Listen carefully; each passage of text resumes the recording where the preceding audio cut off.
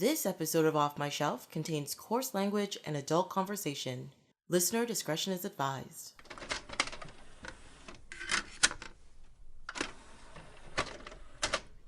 Hello, my name is Tracy James and welcome to Off My Shelf, a podcast about movies that are, well, off my shelf, where we go through my DVDs and talk about the movies in my collection. In this episode, Adam Upper is here to chat about two silly buddy comedies, Dude, Where's My Car and Dumb and Dumber. Welcome! Shibby, how are you today? Good, how are you? I am good. I was very happy these two movies came together alphabetically on their own because they're perfect. yeah, it would have been really awkward, like trying to put one of these with like any other movie and being like some serious movie and then one of these, so it kind of works together that they're together. What, you don't want to do Dude, Where's My Car and Schindler's List? Like, I mean... well, if it was going to be one other movie I would want to talk about, that'd be the only one I want to talk about with. That's true. Dude, Where's My Car would be like the palate cleanser after all of that exactly. Death and horror. Yeah. Exactly, yeah. Yeah, I was I was flipping through Instagram and I follow like a whole bunch of those like fact websites and like did you know things, yeah. Right? And one of them was, sorry, this is going to be weird, but it was about Schindler's List, and it was about the fact that because they had people on set, like some of them actually were Holocaust survivors and all that kind of stuff, and somebody met, I think it was like Ray Fiennes or something, because he plays like the Nazi general or whatever. I don't remember what his name was. Yeah. And she started shaking. He had to leave because he was like, he did it like, so he like physically looked like the guy, and he was too good. And he was too good. And she was like, I can't take this. Yeah. And when I read that, I was just like, oh my God. But not even just for her, for like the trauma, but imagine like Ray Fiennes. He's just an actor or whatever. But like I guess I'm doing it good. Exactly, like, do you actually want to take praise for that, or are you like, oh, maybe I should not have been that good at it? Maybe we tone this uniform down a little bit, please. Now, just a tad. But yeah, let's not talk about depressing things. It's fine. It's Dude, Where's My Car and Dumb and Dumber. Like, yeah, exactly. Actually, I remember I actually saw Dude, Where's My Car in the theater, but it was the $2 theater, because like it was at the old like Lansdowne Theater in Peterborough, because I guess the new one that's on like downtown Peterborough where the Eatons used to be, like there was like an old theater with like boomerangs and had like a arcade and all the shit there, and lasted like a year, but then Galaxy took over. But because they were just opened those, the old theater was still open. It was still open. It had like second run movies in it, so it was just like walking down in the mall, happened like 6 o'clock, looked up, and like Dude, Where's My Car was playing like 5 minutes for like $2.50. Yeah. I looked at my wallet and I had like $3. I'm like, what the hell? And Freddie went in, and I was like sat down, and just as the movie started, I'm like, sweet, I was gonna be the only person. Then like 3 other people walked in, like 3 or 4 rows up. I'm like, whatever. Still can't complain for like a $2.50 movie. So at the time, do you remember like liking it? It was like about what I expected to be, really, and like not a super serious movie, and had a couple laughs because about what I expected with Ashton Kutcher and I always forget what his name is. Seann William Scott. Yeah. Yes. Yeah. So with two of them, I was like it was about the height of their kind of like dumb humor stuff. So I was kind of expecting to be about what it was, really. Yeah, I mean, you're not gonna. Nothing about this movie was like Oscar worthy, or there's going to be a deep plot in there as well, or whatever. But you're just like, sure. It goes all over the place, I must admit. But yeah, because I think Kutcher was still on that 70s show was still going, or just ended, or was it still no, going? I think he would have still been on it. I think it would have still been going. So like obviously there was a big pothead on the show, so it wasn't that far of a stretch to go on. To go into the movie with that, really. Exactly, right? Yeah.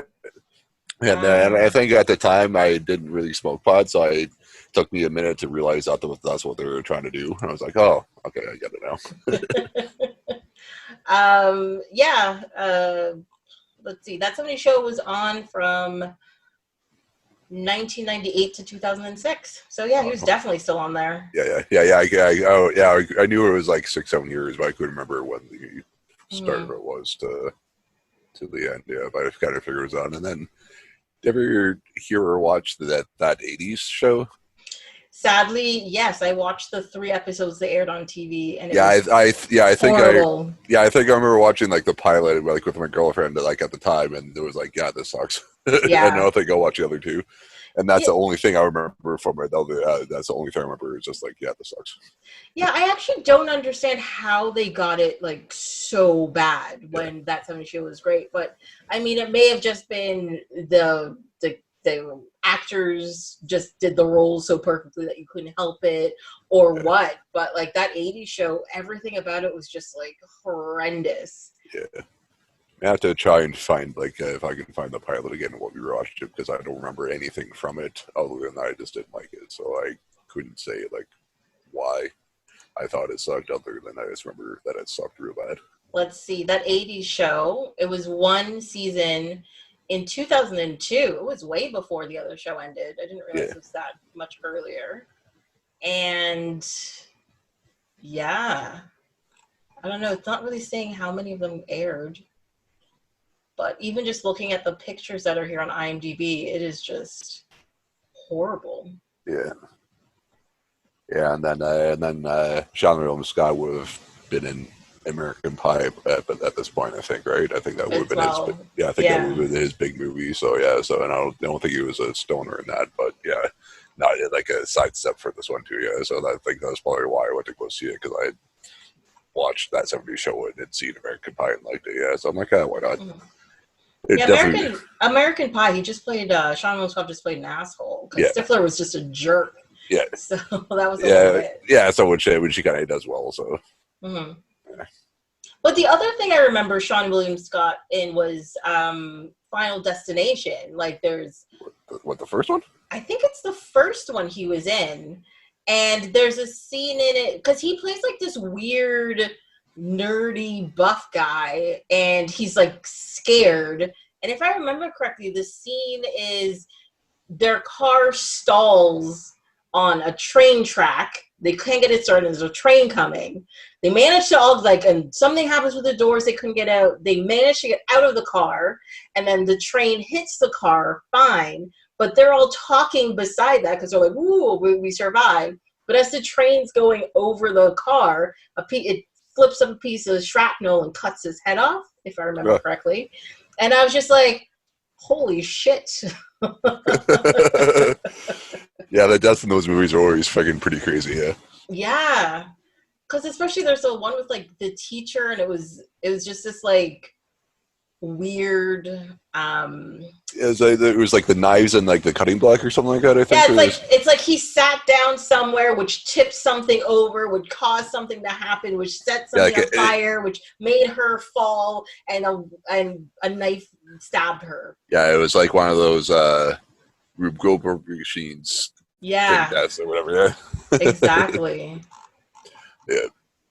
I have to rewatch the first one because I don't remember that Stifler's, and I just remember the blonde girl that was in Hero. Blonde girl in Heroes, and then main guy. Hayden Panettiere is in that? In the first one? Yeah. Really? No, you said the girl from Heroes. No, not the blonde one. That was like that. That was like 3 or 4 different, like Ali, what's her face? That was also in James Bomb Strike Back. As one of the chicks, the blonde girl. Oh, Kristy Swanson? No, not Kristy Swanson. It's Ali something. Ali something. Yeah, Ali Larder? Yeah, there it is. Yeah, because she ended up being like 3 or 4 or 5 different characters, like on Heroes or something like that at one point.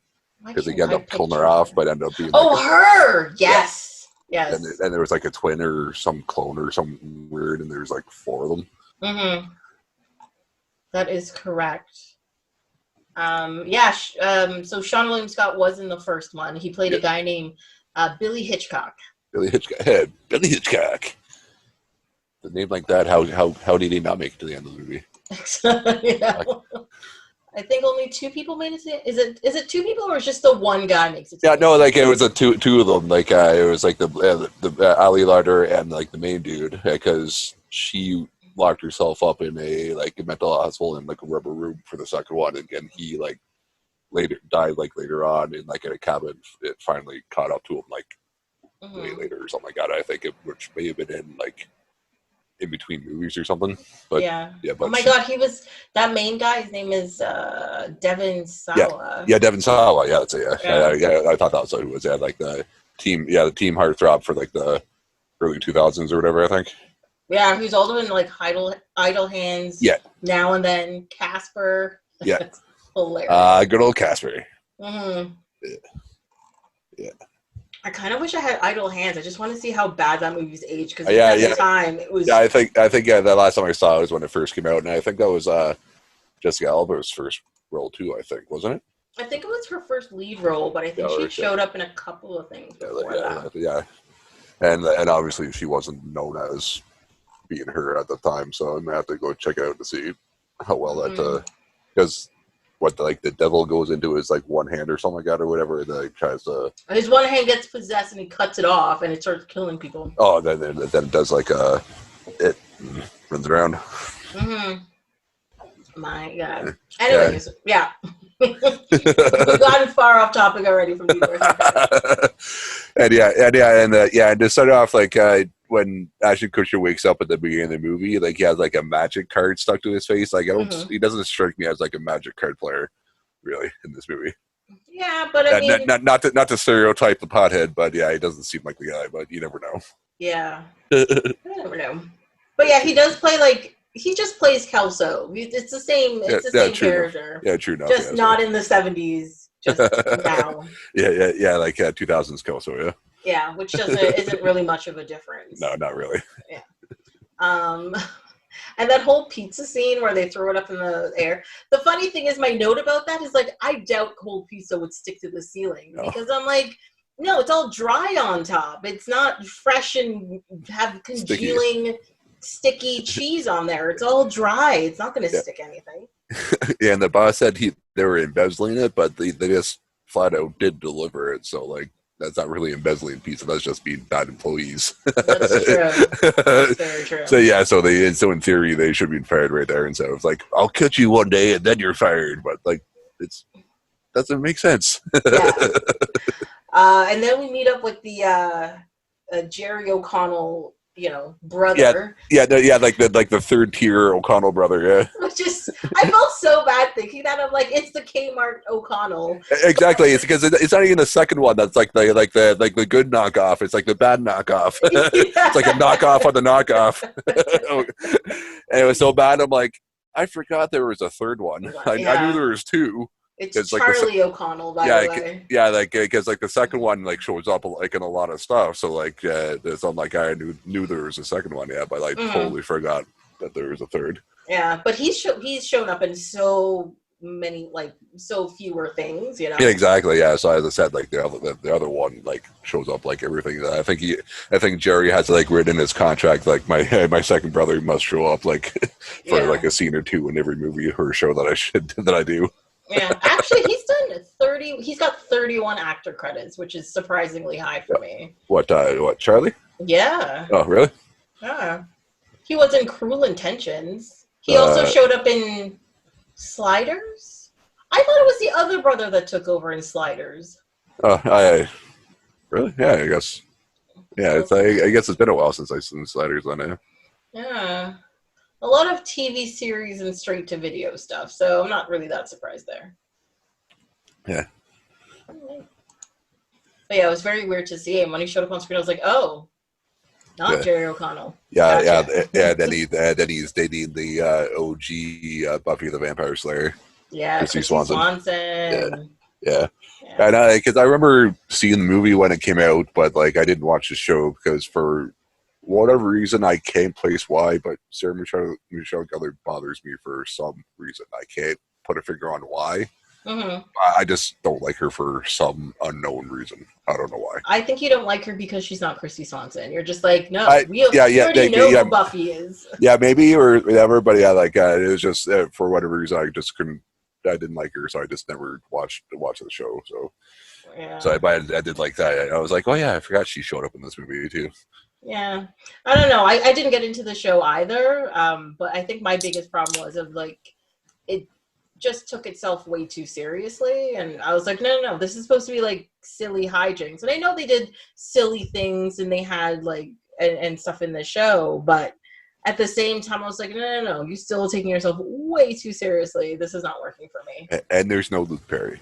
And there's no Luke Perry. What are you supposed to do with no Luke Perry? Exactly. Come on. Like, if you have a chance to have Luke Perry, you have Luke Perry. Exactly. And they blew it. That's all I got to say. They just blew it. Exactly. Yes, yeah. Yeah. So that was one of the things I did like about Riverdale is that he was on it before he left. For a little bit. So. Yeah, he was on a few episodes. I still haven't gotten around to watching Riverdale. No, yeah, I know. I have to tell you, there's only like the first like couple episodes I tried to watch it, and I was like, no. Yeah, like a lot of my friends are just like, "Oh my god, you should totally watch it. It's garbage, but you'll love it." And I'm like, I know what you mean, but at the same time, I don't need that kind of thing in my life right now. Or maybe I do. I haven't really decided. Yeah, I think, and partially that was part of the reason why I didn't like it to begin with. I think is because it wasn't my Archie. Yeah, well, because it's all it's like supposed to be like dark and broody and scandalous and all this kind of stuff. I'm like, no, Archie's supposed to be like a sweet kid who's oblivious to stuff, and they go through life, and he goes to malt shops and stuff. He doesn't have like sex with teachers and kind of crazy things. And it's like, I don't know what to do. I can't choose between Freddie and Veronica. What am I going to do? What am I going to do? Let's go to the sock hop and find out. You're like, what? No. Now we got to wait for Jughead to eat all his burgers now. Yeah. It's so weird, man. But yeah, like, I don't know. I think I like the idea of Riverdale. I just don't think I could bring myself to watch the execution of Riverdale. Yeah, I think definitely for me is like I'm no longer the like that demographic for the show, so I'm like this isn't for me anymore. Yeah, but I think I don't know. People always tell me, "Oh, that show's not your demographic, or that show's for these people, or that show's for these people," and I'm like, if a show's good. I think pretty much anybody would watch it because I watch like a full spectrum of TV shows from like, stuff for little kids to like, adult content. I don't care. Or this is for dudes, or this is for like the old ladies. And like, I don't care. I'll watch all of it. Like I watch the movies, I watch the TV shows. To me, as long as it's good, I don't care what it is or what format it is or whatever. I'll just watch it. It's fine. That definitely works, yeah. Yeah. But I get what you mean about the demographic, though. Sometimes some of that writing is just like, whoa, where are you going? Mm-hmm. Yeah, definitely not aimed at me. So So did they run into like the O'Connell like before or after they hit up their dealer with like the dog? It's before, isn't it? Because they're like on their way. Oh, that's right. And that's right. They bump into Kristy Swanson on the street. Oh yeah. And he shows up.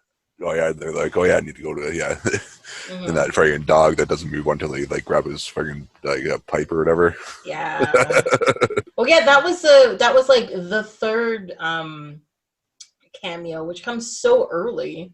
You're like, what? His name's David Herman. I kind of recognize him, but I couldn't place him, but I didn't end up looking him up. What automatically pops into my head is Office Space because he's the guy who plays Michael Bolton in Office Space. Oh, that was fucking that was Michael Bolton. Fuck. Yeah. Oh.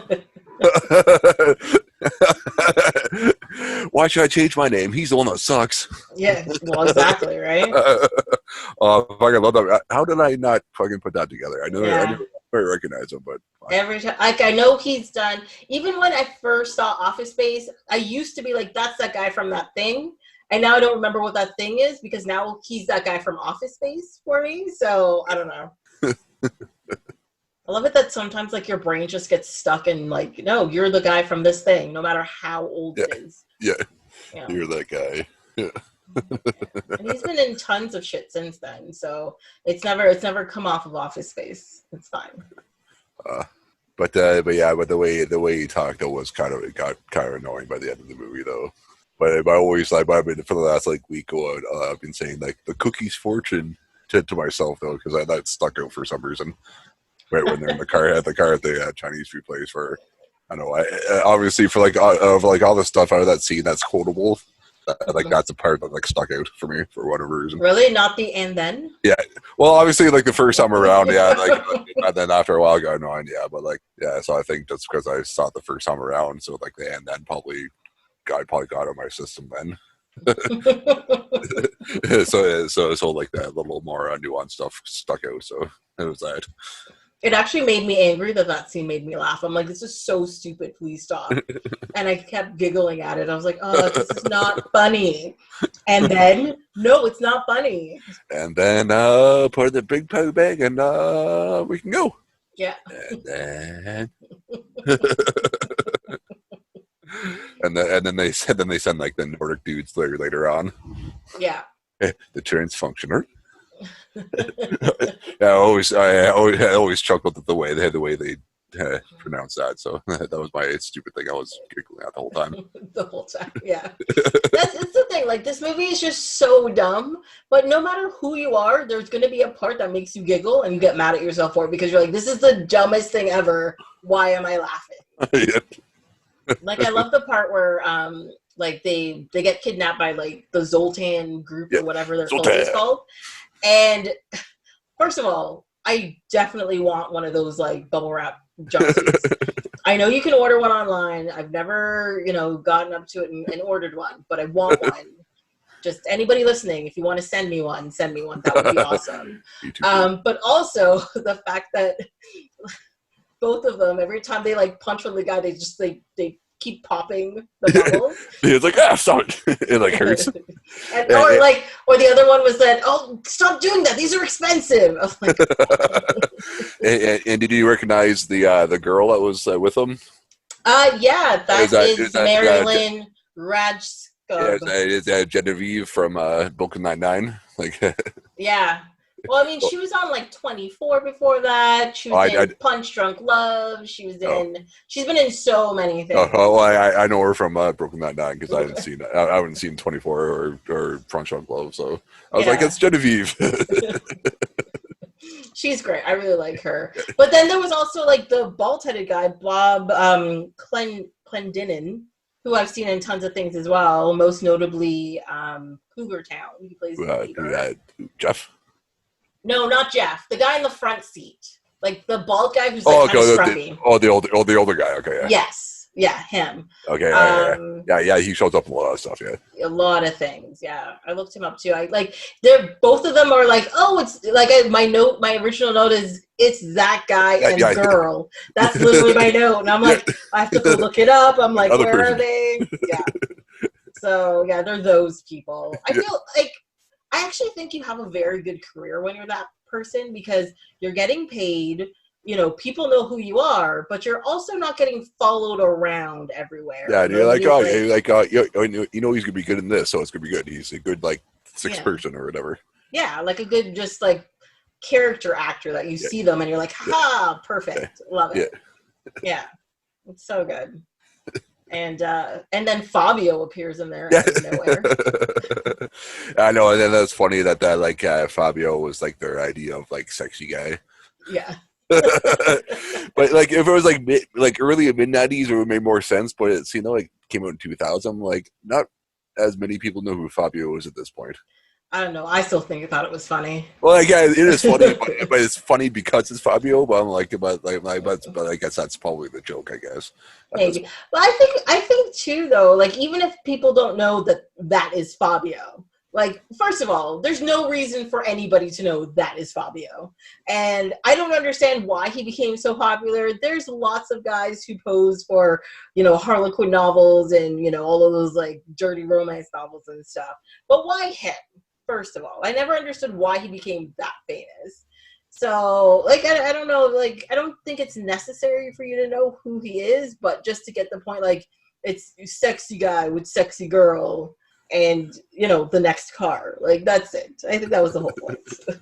I guess, yeah. So, but then there was just the extra, like, haha, that's Fabio, I guess, yeah. Yeah. Because if you get that little bit, then it's even better. Wait, yeah. Do you think that was this before or after the goose and the nose incident? Oh, that's a good question. Because I can't remember exactly what that happened. Yeah, so like, yeah, but I think that I don't want to say that probably happened. I think like late. I was in high school still, so probably after. I think it's probably like mid to late 90s. I think 1999. Oh, so it That's was when like that happened. Oh, so it was like that. So it came out like the year after. Yeah. So yeah. Cool. So what's actually, what's really sad about that? The first time I heard about this story, I was like, haha, that's funny. And then I saw a picture of it. And I was like, oh, that's awful. Yeah, I think I was like watching the news or like Entertainment Tonight. I was like pretty much like as it happened or whatever, and they suddenly put it up. So like it wasn't like a big distance in between or whatever. So it was like this happened, and like as they were saying, it was like in the corner or whatever. So I'm like, oh, that sucks because his nose is just fucking busted. Yeah, which but also like his whole face was covered in the blood of the bird as well. Well, I think was it the bird blood or was it his blood?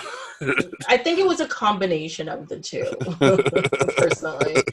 But that's the thing. Like you think of like somebody getting hit in the head with a bird, and you think of like Looney Tunes, right? Yeah. You're like, oh, it bounced off and it like went its way, but you're just like, no. If you think about like actual like physics and force and contact and all that kind of, that bird, he's going real fast and he's real solid, and that bird's just gonna burst. Yeah, it's not like a sparrow. It was a fucking goose, and they were fucking fair size.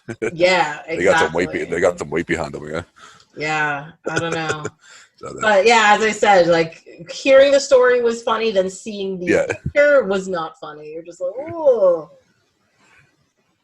Yeah, so and then too, I think then that goes like around the time when they picked up their like Adidas suits, like for DMC, like, which I was like, how would they get that done like overnight?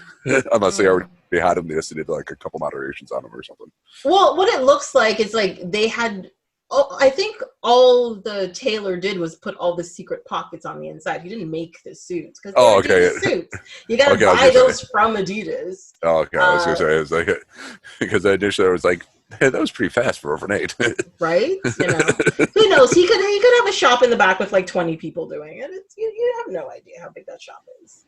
It's totally possible. And then obviously that's the part where they find out they have the tattoos. Sweet, dude. You have a tattoo? Yeah, sweet. All sweet. So do you. Sweet. What does mine say, dude? What does mine say? Sweet. Again, so dumb. I know, and then too, like I'd forgotten that one of the twins was Jennifer Garner. Yeah. When I saw her too, I was just like, "Oh my god!"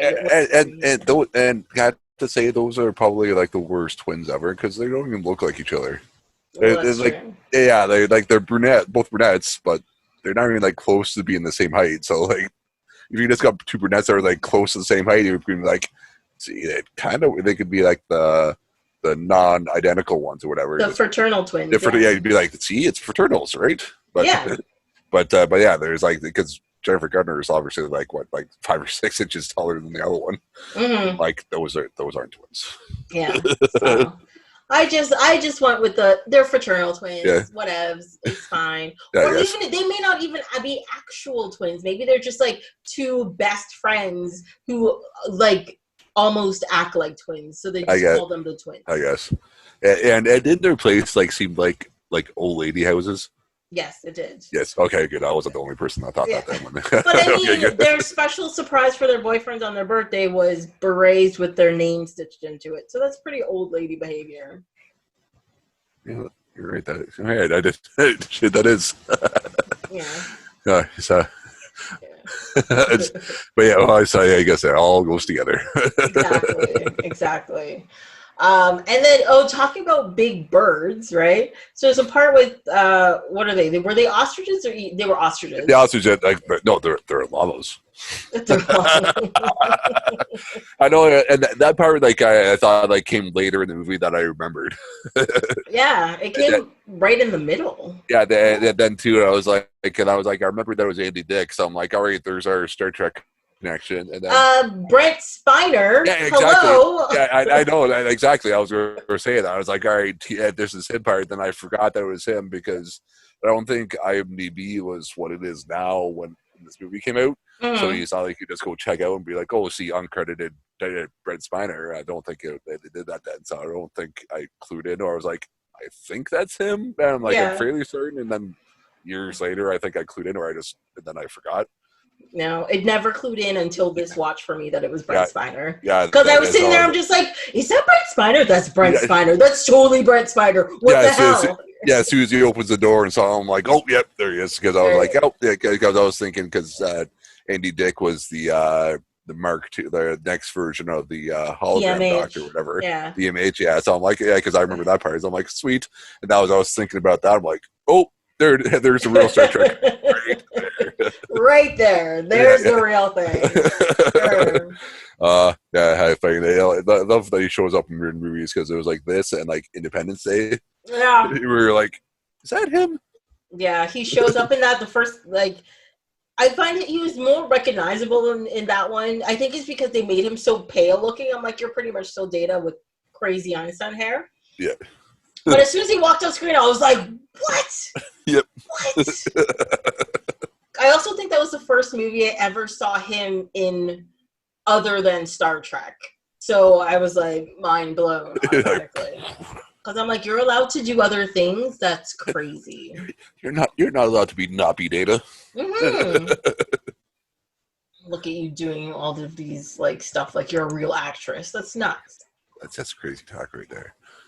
For some reason, I think Mary Lynn, whatever her name is, was on Star Trek as well. I might be wrong. Wait, which one was this one? She's the one who was on Brooklyn Nine-Nine. Oh, really? For some reason, I feel like that. I am very wrong. No, she wasn't. Oh. Why was I thinking she was? That's weird. Or maybe it was the other guy. He was on Star Trek. What she? No, the Robert, the older bald guy. Oh, the Zoltan guy. Mm-hmm. He was in Star Trek the movie, and he was also in Star Trek Voyager. I knew one of them was in something. Which movie was in? No, it wasn't the original movie. It was the J.J. Abrams one. Oh. And that, or where he's at the ship where Kirk comes up and he's like, nice bike. He's like, keep it? Yeah, that's him. Yeah, right. And then he was in an episode of Voyager. Which Voyager episode was he in? One called Deadlock. It's the one where... Oh, it's the one where the... Sorry. I always forget about this one, but then it makes me really angry. Anyways, where Voyager gets duplicated, and like they're like one's being destroyed and one's doing fine. It's like the gravitational reflection or whatever. Yeah. Okay. And the funny thing is, in that episode that people forget all the time is that Naomi Wildman dies on like she is stillborn, and Harry Kim dies in that episode technically, and they just go over to the other ship in the other dimension while one gets destroyed, and you're like, those people are dead. These are not your people. What are you doing? Well, yeah, because I think like in one or two episodes, like Harry Kim does like, I don't know if I'm Harry Kim because the other one died and whatever is like or something like that. I think they touch on it like once or twice and then they just ignore it for the rest of the time. Yeah, they do. Yeah, because I think like at the start of this whole pandemic thing, I started watching Voyager. Yeah, so that was like the first thing I watched was like the run through of that because I knew it was 7 seasons, so it'd take me a little while. Yeah, but if you think about it, Harry Kim is the one person who's died the most often in the show and quote unquote came back. Yeah, or it's like 3 or 4 times I think, or well, there's two time travel ones. There's the one where you know like they go to that the demon planet or whatever. Oh yeah. And there's like that substance. So there's 2 episodes with that where technically he dies. And so that's 4 episodes. There's this episode that's 5 that I can remember off the top of my head. Yeah. And then I remember there was a whole thing that he was like Ensign Kim for the entire time that Tom Paris got like demoted and got back up to lieutenant. Yeah. And he was still stuck at ensign. Which is garbage. I think he should have been promoted. Like, oh yeah, 100%. Yeah, and then too, I remember because before I fucking deleted my Twitter because fucking Twitter sucks. I was following it for a bit. There's like some like lieutenant like Ensign Kim on like a nuclear sub or something like that, and he finally got like promoted. Yeah. And so he invited him on, and they made like huge deal. He's like, I got promoted before you did. Oh my god, that's amazing. Yeah, and then too, like I went out to the Hamilton Comic Con like 4 or 5 years ago. It was because he was there.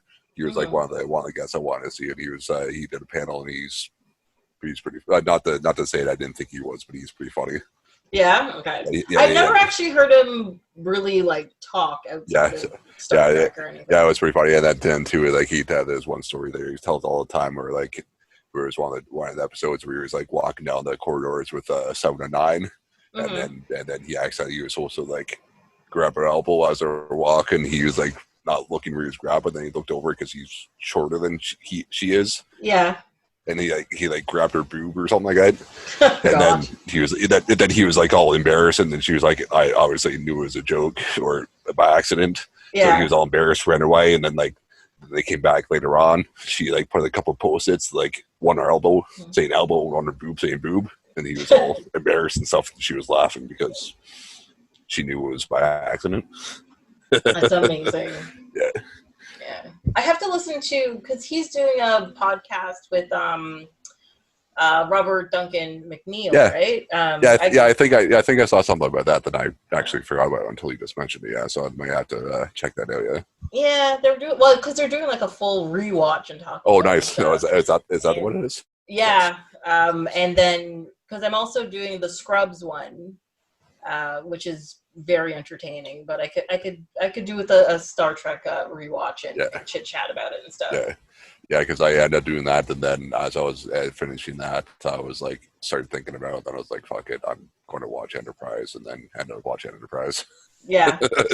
And then I think it was listened to one of the early episodes with you, and then buddy who played Tuvok came up in the movie. Tim Russ, yeah. Yeah, and then you were saying like he went from like the best Vulcan with him to the worst Vulcan with. T'Pol. T'Pol is horrible. And I think I was like midway through the first season of Enterprise at that point, and I was like, yeah, you're 100% right, because she fucking sucks in this season. She sucks throughout the whole show. It's so frustrating. Yeah, I think they realized what they did in the first one. They tried to fix her, but she still sucked. Mm-hmm. But it obviously didn't do right or right.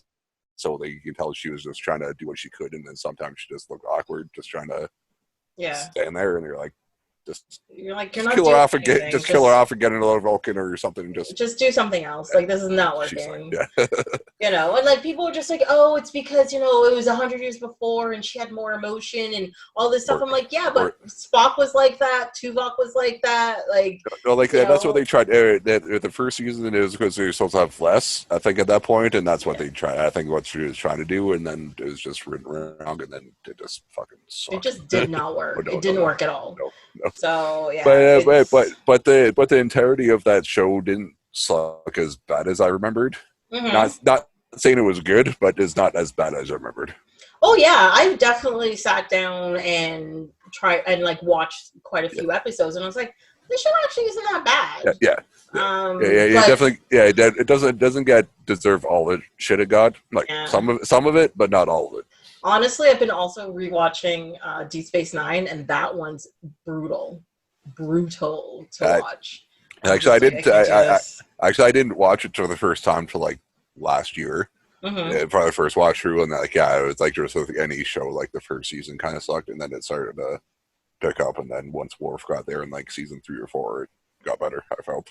Yeah, they actually started doing things because I think they spent too much time on the whole like emissary thing, and and Bajoran mysticism in the early seasons, and when they had like an actual focus, which was like the whole Dominion War and all that kind of stuff, and they actually had like a point to the show, not just complaining about what happened before that we were just not part of. It was better. And then when Jake went away for a while, that was really good too. God, I hate that character so much. I love, don't get me wrong, I love Nog. Nog is great. I actually think he's one of like the best Ferengis in all of Star Trek. And one of the best like character arcs in like any Star Trek show ever, because he finally became like Star Trek at the end and stuff. Yeah, exactly. And I love Nog. I think Nog is amazing. Yeah, he is the best. And I know we wouldn't have Nog without Jake Sisko, but at the same time, please, no Jake Sisko. No, I don't need this in my life. No. Yeah.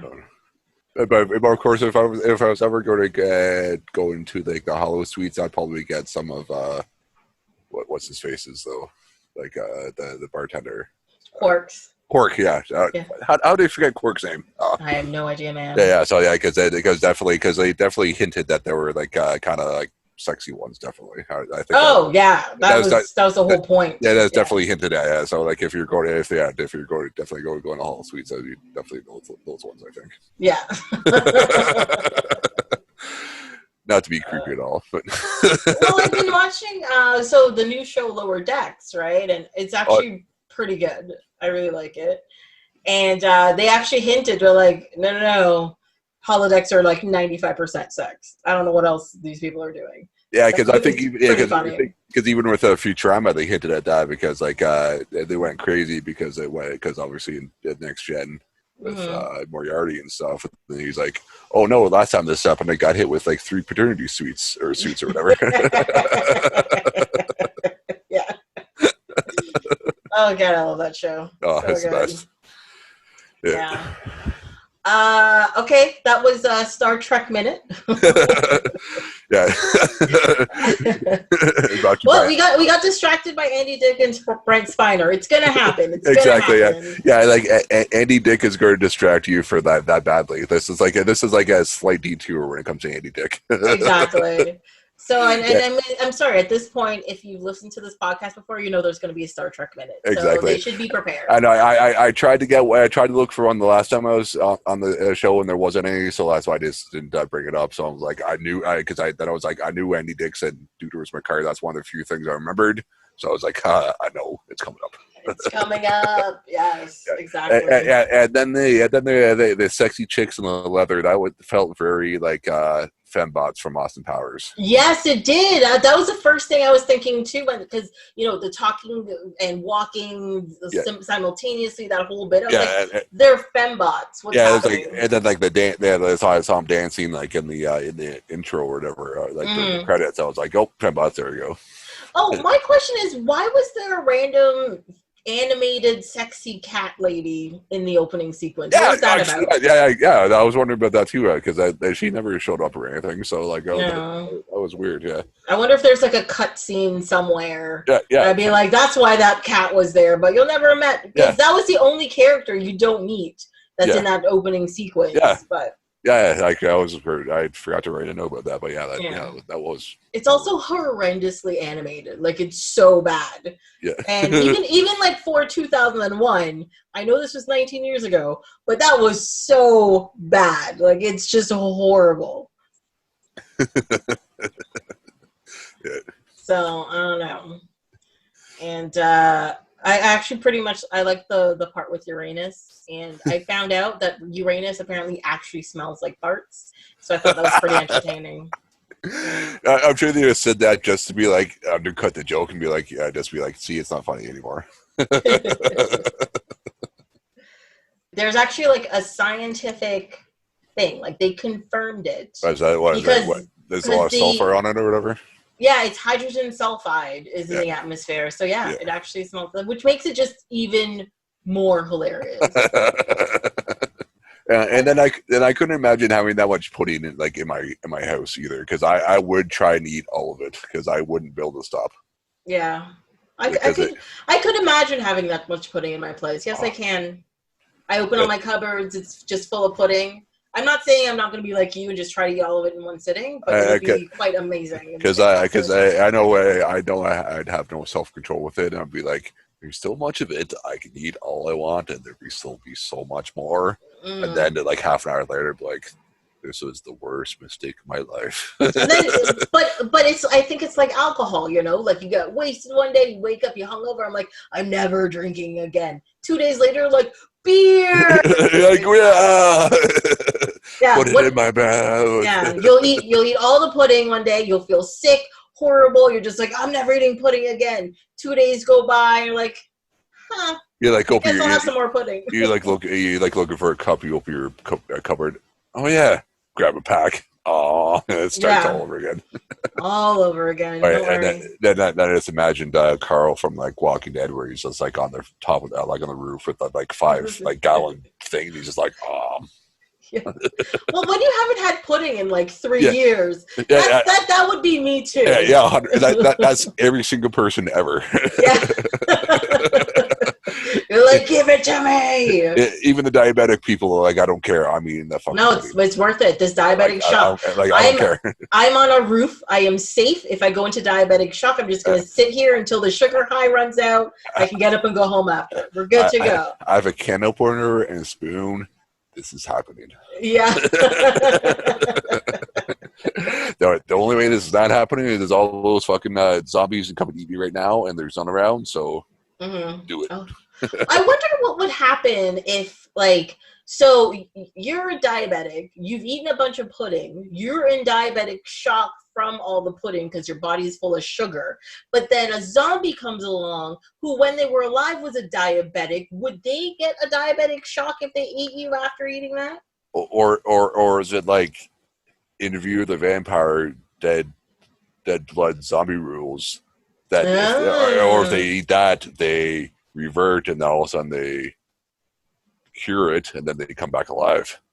Oh, imagine, and then they get ripped apart by the zombies that are also with they're them. like, I'm alive, and then they died again because all the zombies are. And then nobody knows the cure because everyone's dead. Okay, if you've seen the movie Warm Bodies, the only thing that brings back zombies to life is love. We know this.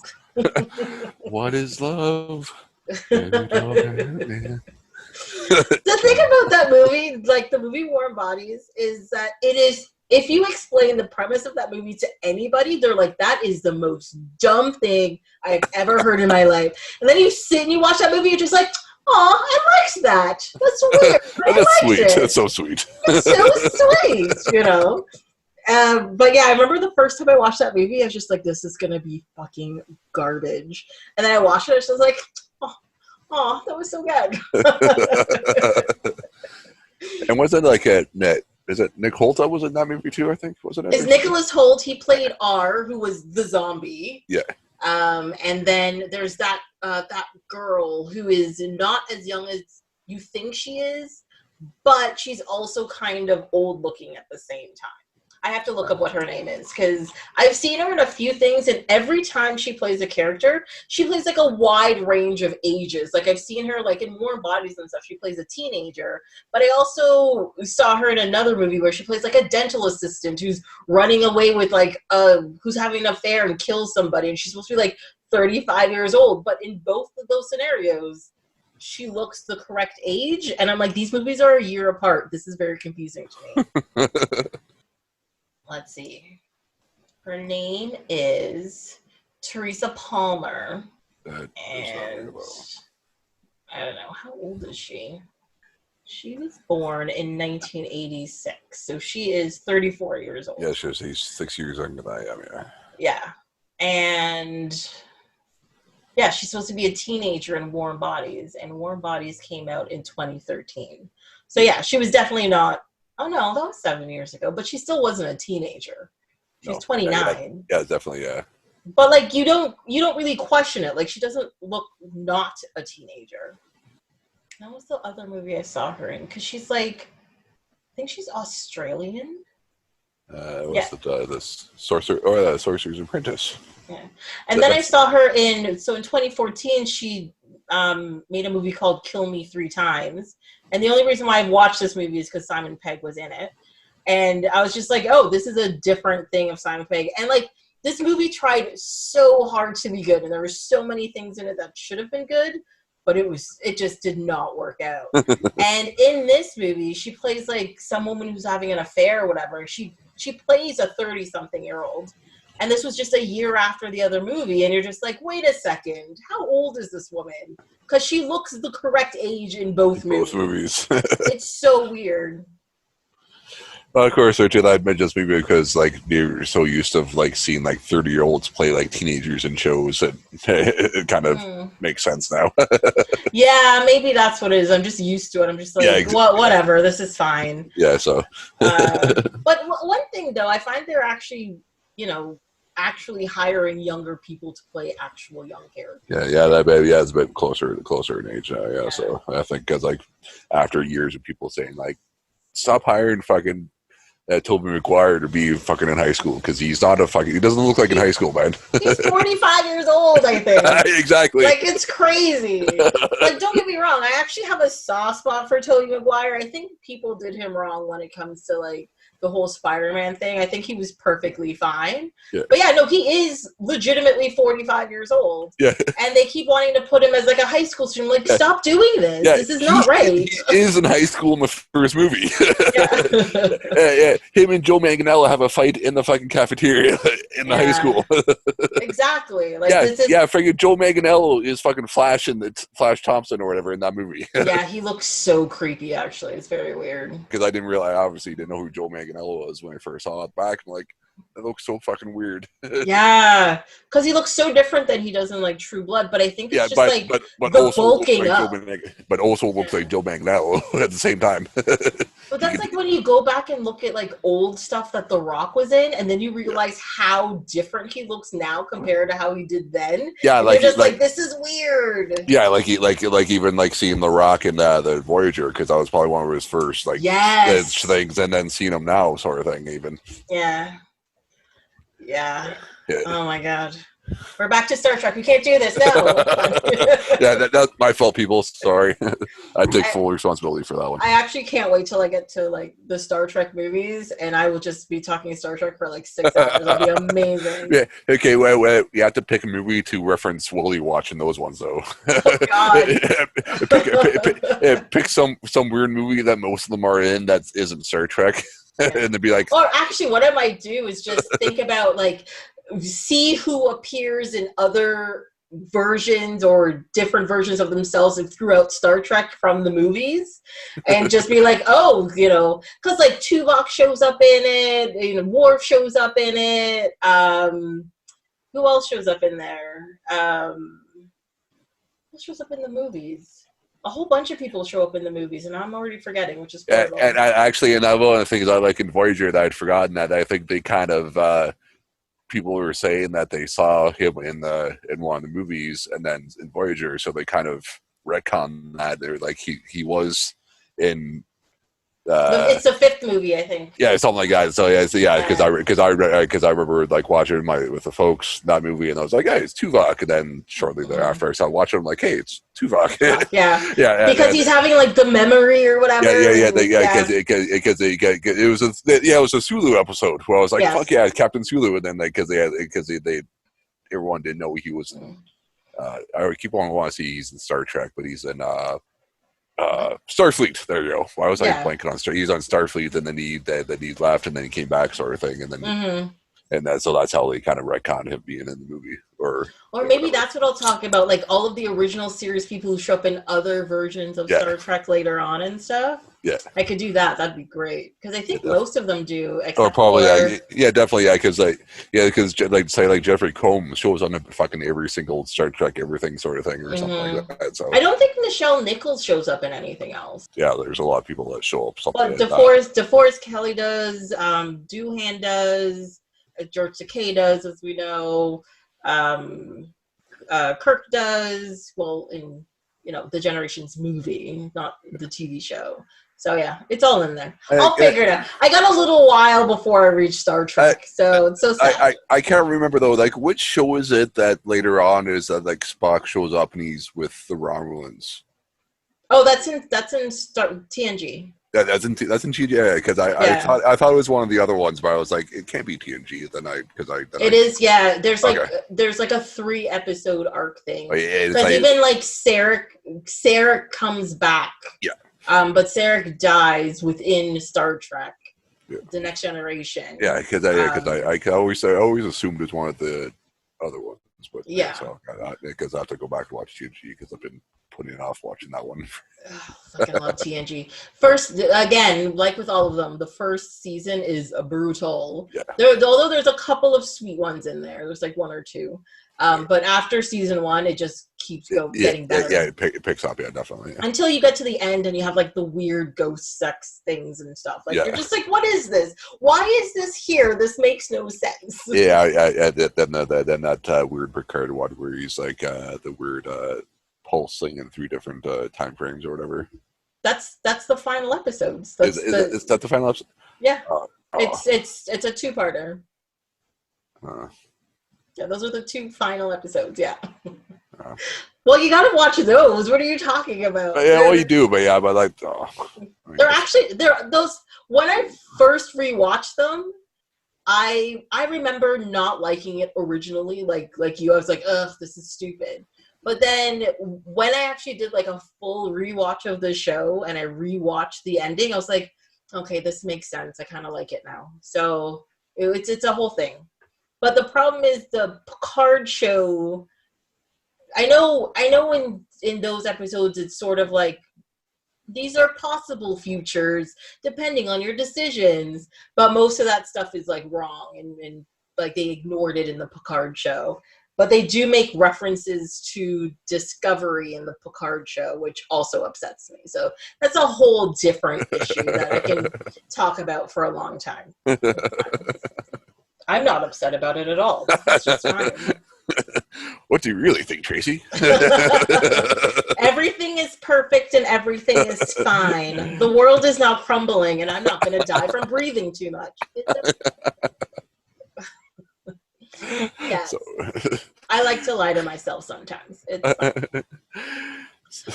Anyways, dude, where's my car? So they finally get the key from Data there, and they get to the the bowling alley or well, it's arcade, isn't it? No, mini putt because they get mini putt in arcade. Yeah, because that was that's where they got the putting from, was because that's how they figured it out. Who is either the Nordic dudes or the fembots, and who they because they couldn't remember who they were talking to the night before because they're wasted. And then well, no, they obviously it was like the Nordic dudes sort of like zapped them like Men in Black the night before. Well, initially that's what I was thinking, but if they did that, they would have remembered that they zapped them, and then because earlier in the day they were asking where their transfunctioner was. So if they knew they zapped him, they wouldn't. How would they know where it was? So obviously, that's I was thinking. The first night they were just wasted, and then they zapped him the second night. No, I think they got zapped the first night because I think what happened, they got zapped, and because like they told them where it was, they got zapped. But then when they went there to the wherever they told them it was, they couldn't find it. I think that's what happened. Oh, really? Mm-hmm. Oh, because I initially I was always thinking that when I first watched time, and then at the end I'm like, then why are they asking you? So I guess I don't know. But I mean, I think asking that question about this movie like it's gonna make sense is there's no point to any of that. Yeah, actually, yeah. The one question I was really curious and on, like going back to like Data, is that are ostriches known for headbutting? I have no idea because they lean on that pretty hard in that part because they headbutt them like a number of times. Maybe that's a defense mechanism. Or there's just they needed to knock them out for some reason, so they're like, fuck it, they're tall, so headbutt, I guess. Because I thought ostriches were known for their like lethal kicks because they have like talons and shit, and they're like tough kickers and stuff, and they could kill you from kicking you and stuff. I thought was their crazy. So it says here, ostriches are incredibly territorial. Male birds will often headbutt each other to fight over females. Fights won't last long on the whole, but they are often fatal. So yes, they are known for headbutting. Oh, fuck! Oh, there you go. I thought it was just for the movie. No, I think whoever did the research for that movie, just like what is it? Is it Chester? or is it? Yeah, Chester is obsessed with Animal Planet. Animal Planet, yeah. It's fine. Yeah, because that's how they got the button and the transfunction at the end is because from watching Animal Planet at the beginning with the apes or whatever.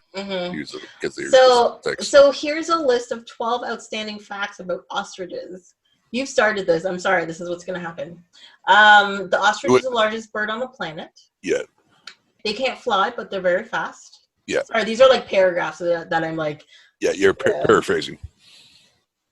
They're the birds found in Africa. Emus are found in Australia. Okay. And weirdly enough, not the weirdest looking birds on the planet. Have you ever seen like the shoe bill stork? Is that the one with the blue bill? Yeah, they're like the blue feathers and the fucking weird ass. Looks like a fucking from like millions of years ago bird. Yeah.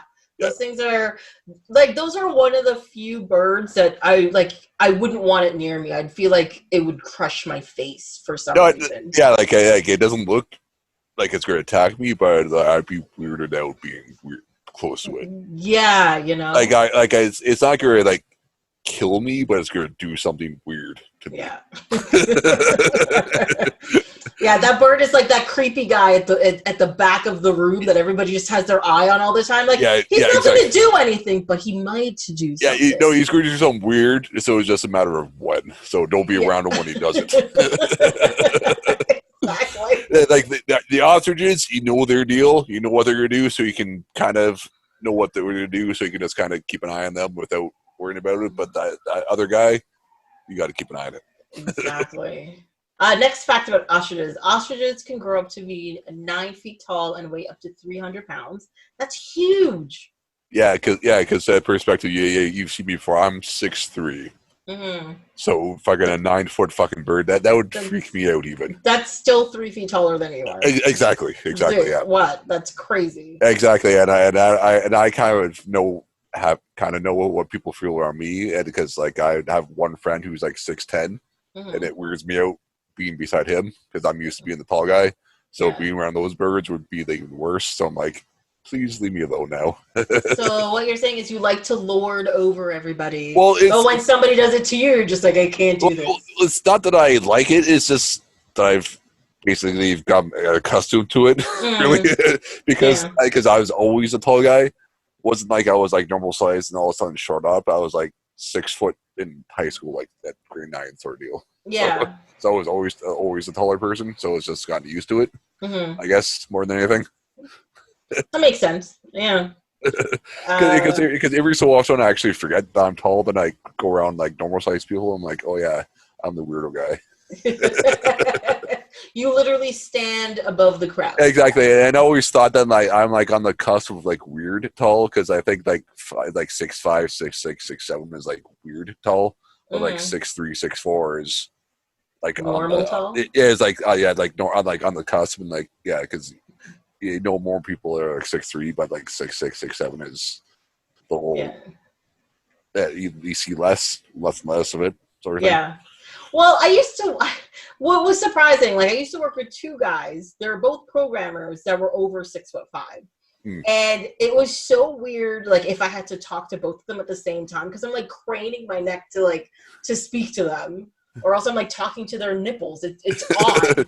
Yeah. And you're just like, oh my God, please, can you just sit down while I talk to you? That would be perfect. Now we're eye to eye. There we go.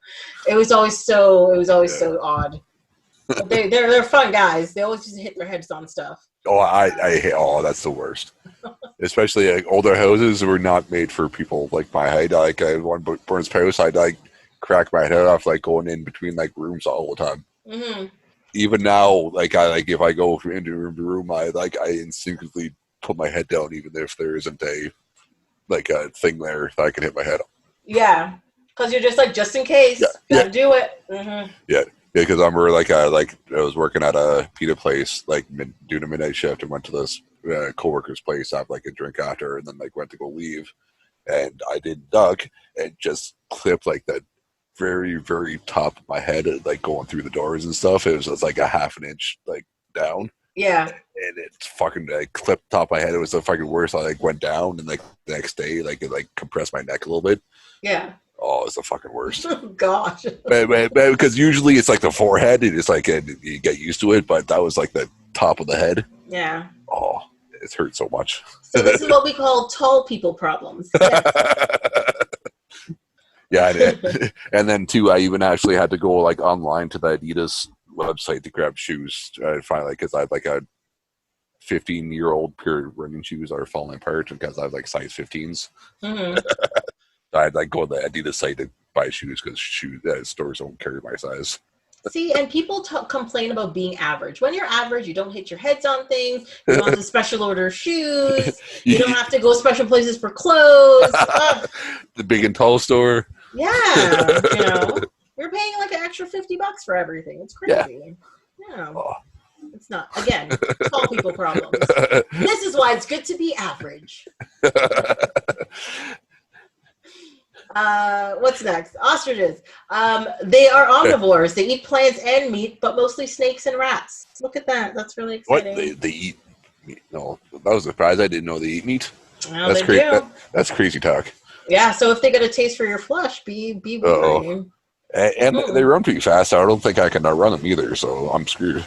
Yeah. They don't drink a lot of water.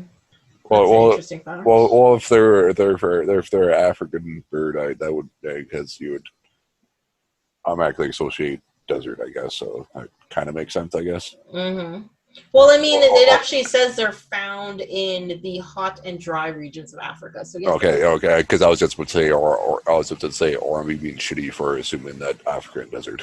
Well, I mean, there's a big middle part of.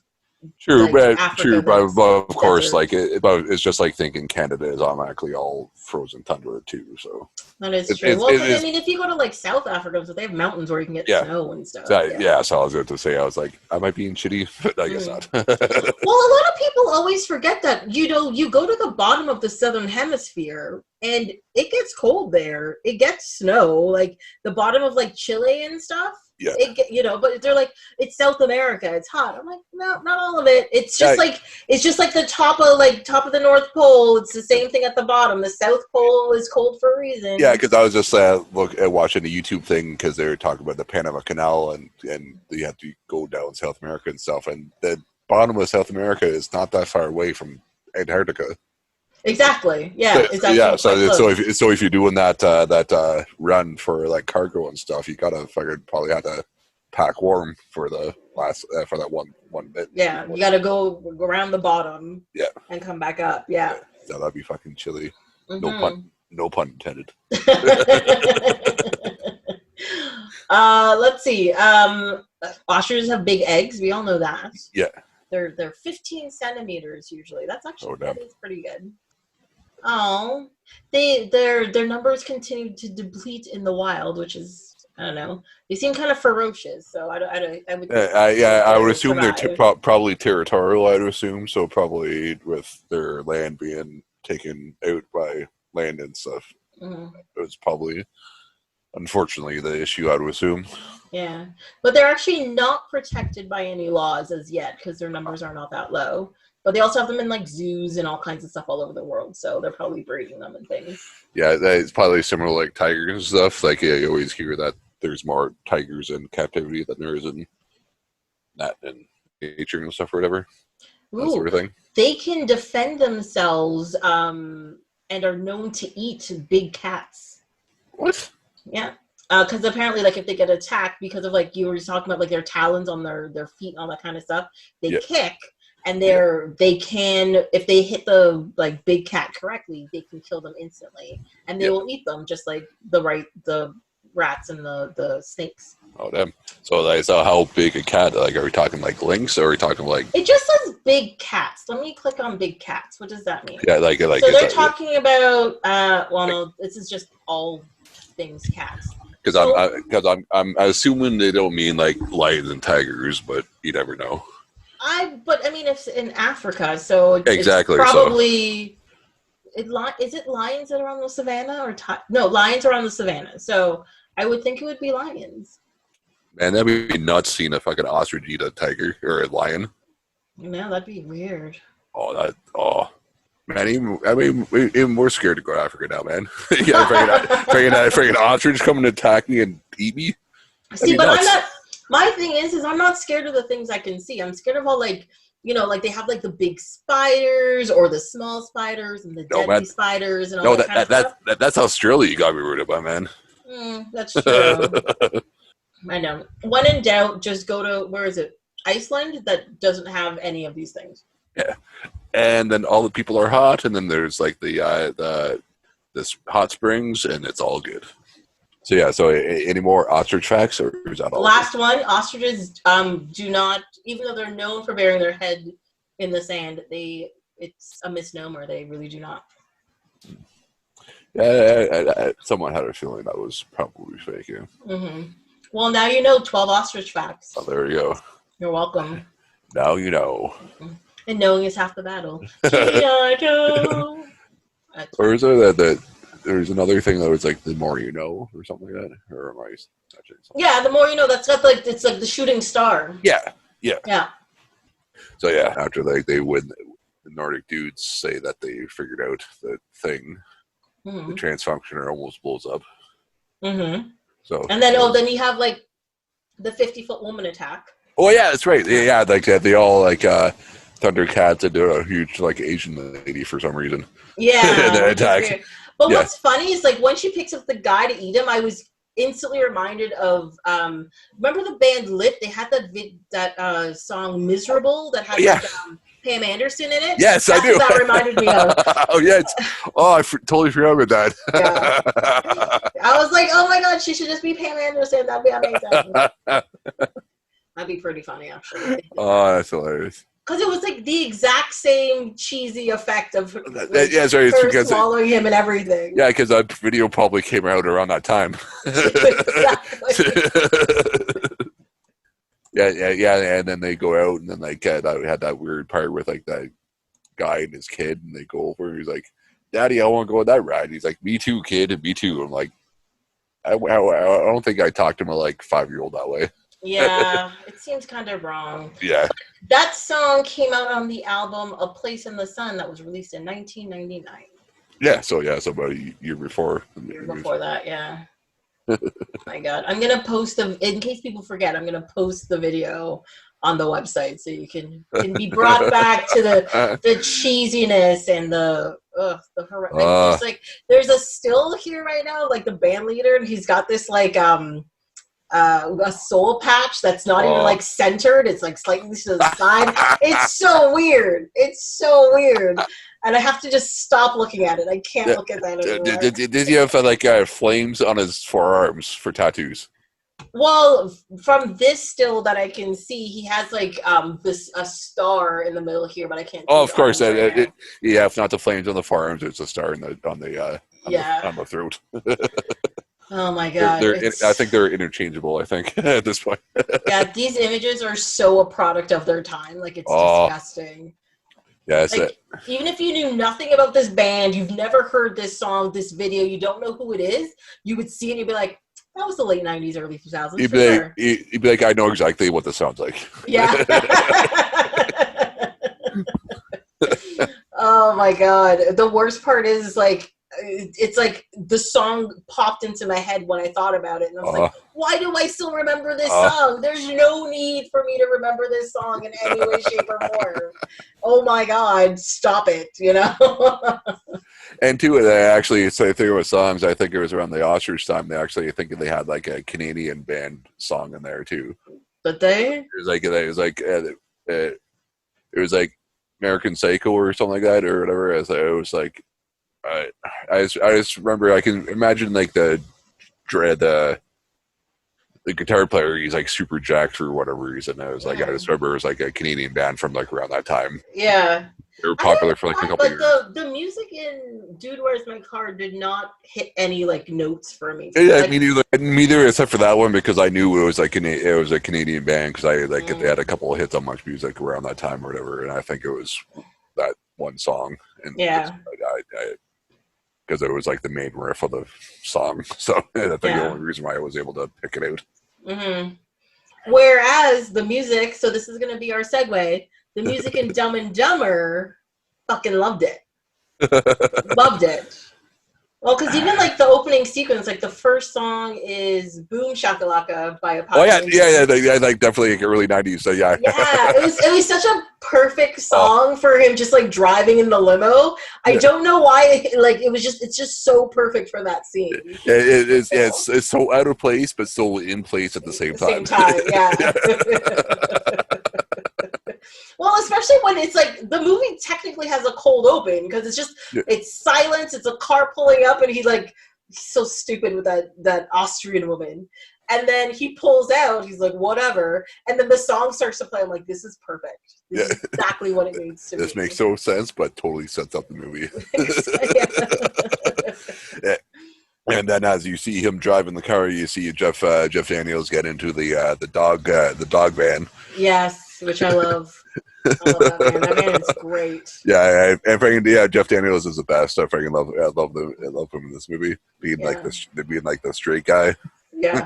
Well, I was reading up some of like the trivia from it, and apparently like Jim Carrey fought for Jeff Daniels to get that role. Yeah, exactly. Because nobody else could be like, why would he do this?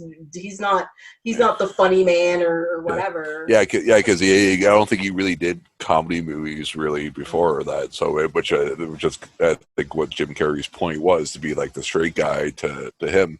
Yeah. Because, and apparently the thing is too, Jeff Daniels, his agent told him it would ruin his career, but it's actually one of the biggest movies he's ever made. Yeah, exactly. Yeah, especially that year, because arguably one of his other biggest movies was Speed as well, which was earlier that year. Yeah, and he was in it for like what, 5 minutes? Yeah, the first like 28, because I think they obviously like held back him dying, because I think they did push him being in the movie a lot in the promos, and then it was like maybe 20 minutes into the movie, he fucking dies. Yeah, and you're just like, what?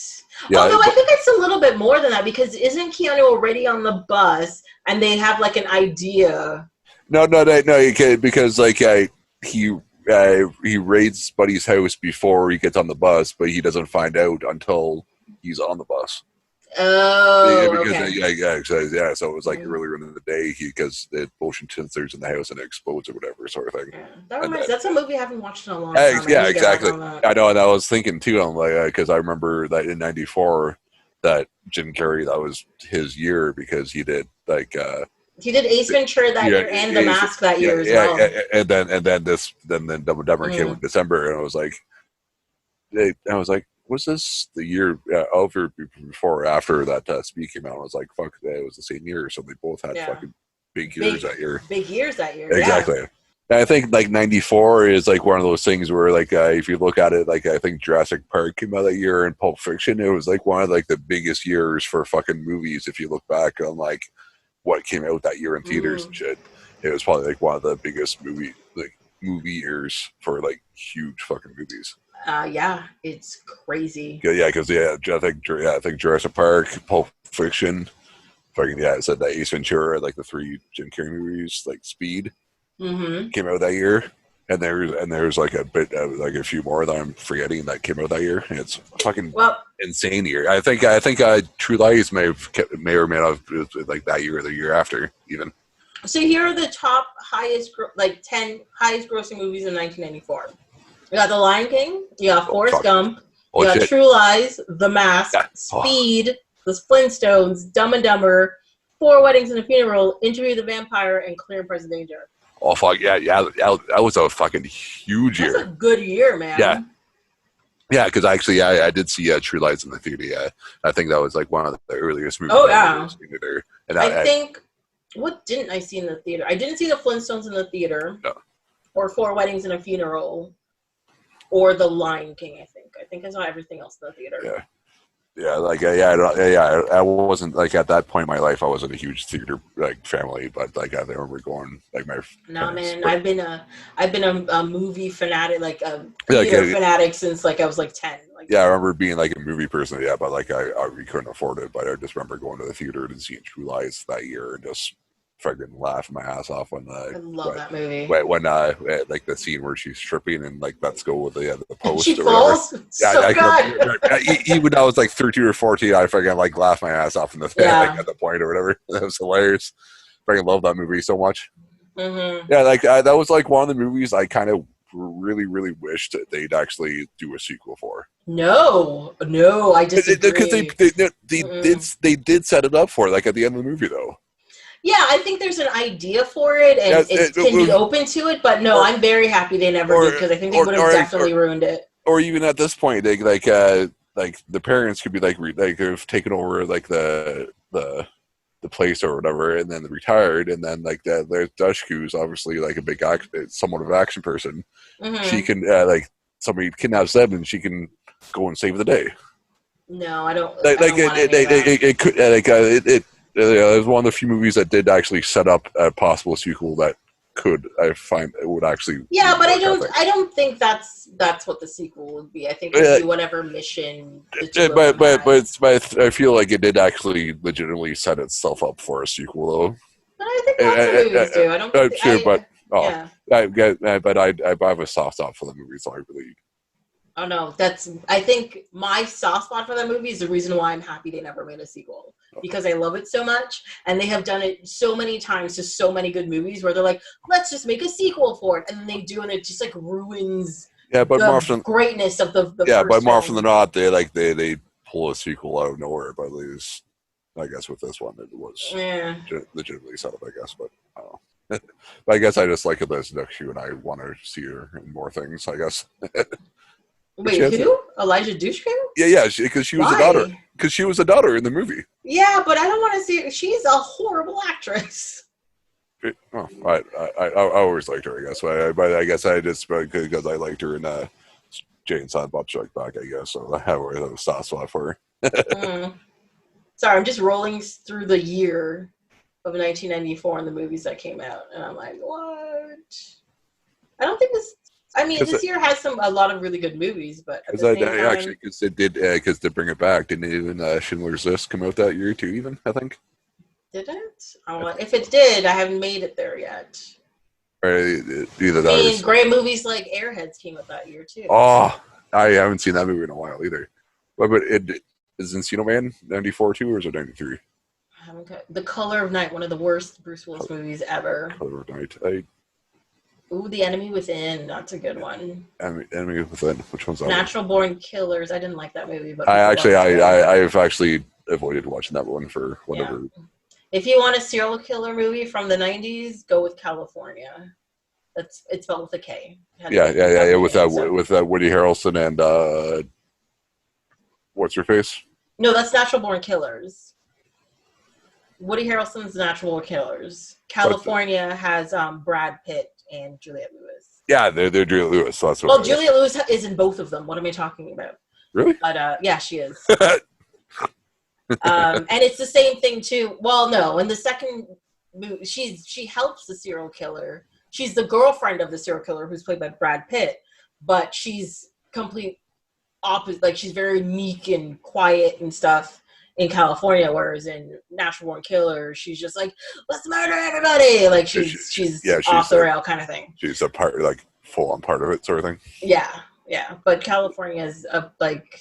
Yeah. I mean, I'm saying, like, if you like serial killer movies, watch this one. That sounds weird, but it's like when you have like Armageddon and Deep Impact. Personally, I like Deep Impact better. Yeah. Just it's, if you want to see the world destroyed by an asteroid, Deep Impact. Which is a lot more plausible, I suppose. Yeah.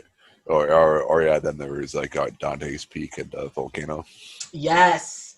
Oh, Volcano was. Well, no. Which one was Dante's Peak? Yeah, Dante's Peak is Pierce Brosnan. Volcano is Anne Heche and Three Name Guy. No Country for Old Men. Tommy Lee Jones. Is that the one where they're in the city, or is that Dante's? Yeah. The Volcano is the city. Dante's Peak is the. They're like in the mountains somewhere, right? Okay. Which actually has Buddy from True Lies and Linda Carter, or no, not Linda Carter, Linda Hamilton. Okay, yes. Because I was going to say Linda Carter is Wonder Woman, and Linda Hamilton is T2. I'm just going to say Time Cop came out in 1994 too. So oh my god. Time Cop. I kind of like that movie too. Shawshank Redemption came out that year. Shawshank. Too. Shawshank was 94 too. Ed Wood. Let's see what else. That was like the year for movies. What wasn't the first Toy Story 94 too? Pulp Fiction did come out that year. Clerks came out that year. Yeah, and I think Toy Story was 94 as well. I want to say. Stargate came out that year. Yeah. Oh my God, Double Dragon came out that year too. I don't know why this stuck out, but that fucking stupid ass joke in the movie where like the one big bad guy where you saw him the brothers for the first time, he's like, "Oh, look, it's the Lee brothers, Ugin home." Oh God! And I don't know why, but I still think that in my head, and I saw that movie like 20 years ago. Yeah. And I don't know why that's one of the few parts of the movie that stuck out. So Leon the Professional and Star Trek Generations came out against each other on November 18th of 1994. What? Mm-hmm. That's some good kind of programming. Yeah. Oh God. Let's see. Hold on. I'm in December. Hold on. Well, Dumb and Dumber came out in December. Yeah. That's probably like the. Ooh, it came out against Legends of the Fall. FYI. That's Brad Pitt. That's Brad Pitt. Yeah. Ooh, Street Fighter came out a week later. Sorry, 2 weeks later. Oh fuck, that was. Poor Raul Julia. Rest in peace, sir. Yeah, that was fucking so horrible. And the Jungle Book came out that year. Oh. Interesting. Huh. So, I did not see Toy Story. Yeah, so it must have been 93 then. Because that's in and around that time at the very least, I think. But it is crazy though. Toy Story came out in 95, sorry. Oh, 95, yeah, so a year later, yeah. But it was crazy though that Jim Carrey had the freaking 3 movies that year though. 3 movies, 1 year, and he killed every single one. Yeah, and how big each one of these movies were. Yeah. Like if you have one big movie like he did, like you just chose one of these movies and like that year that would have been a good year. 2 would have been better, but fucking all 3 exploding as big as they were, it's fucking insane. Just insane. Because when I thought those came out in separate years, like back to back, but separate years. I did not remember them coming out all in the same year. Yeah, it's nuts. Because Ace Ventura is fucking huge. And what was it? It was Ace Ventura, and what was the other one? The Mask. The Mask. Well, the Mask came out first. Yeah. And then it was Ace Ventura, and then it was Dumb and Dumber. Yeah, and it kind of showcases the 3 different parts of Jim Carrey too, because I think the Mask kind of shows restrained Jim Carrey, but still good. But the other 2 were kind of like they kind of let it go a little bit, and it kind of. Sorry, I was wrong. It's Ace Ventura, then The Mask. Yeah. So because I think Ace Ventura, because they kind of let him be a little more Jim Carrey-ish in Ace Ventura, and it kind of shows in parts of it. But in The Mask, it kind of shows that he's really restrained, but still fucking amazing in that movie. Yeah. But I think that's probably my favorite movie with him in it is probably The Mask. Really? Oh yeah, no, I can't. That's because because I think in Ace Ventura or with Dumb and Dumber, he just gets a little too wacky and Jim Carrey-esque and stuff, I guess. So I don't know. But plus, I like the Mask, I guess. I don't know. No, I actually think I like Dumb and Dumber out of these 3. I think I like Dumb and Dumber best. Yeah. I don't know. It's a proper, to me, it's like a good level of like a stupidity that I can laugh behind, because especially the whole when he's like falling asleep behind the wheel or whatever, and he like goes to her house and stuff. But like that whole dinner party scene where he's like telling the joke and he's just like over the top and he does like the blue flame and everything. I don't know why that really makes me laugh. And then right after that, still in the same sequence, you have the fight scene in the restaurant that just kills it every single time for me. It rips out the heart, yeah. Yeah. Yeah, that part. I do like a good ripping out the heart scene though. Yes.